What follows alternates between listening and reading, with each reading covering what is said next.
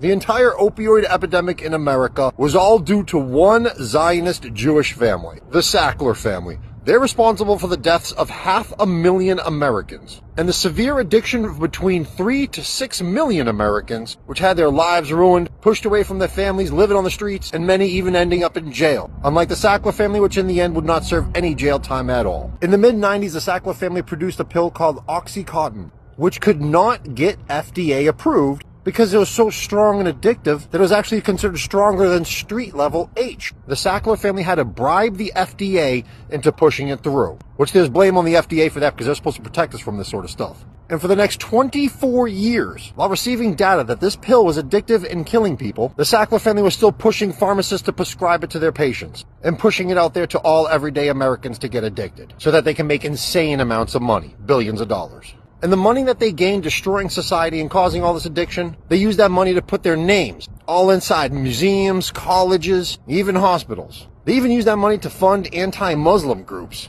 and even funded big politicians, Republican and Democrat, like Bush and Obama, and helped to fund fellow Zionist Jewish politicians like Chuck Schumer and keep them into office. They used money off our destruction to promote themselves and keep their people in power. And how does this story end? We don't know how much money they profited off of this, but we know it was at least over $10 billion from how much they siphoned off their own pharma business. They received no jail time whatsoever. Their addict victims ended up doing more time than them, and they had to pay a $7 billion fine, which they still made a huge profit. They got away with this because they're a bunch of Zios, our court system's run by a bunch of Zios, and our media protects them, and they're a bunch of Zios too. They're all together, and they're all part of the same system that uses us and destroys us and profits in the process. And they don't care about us. They only care about themselves.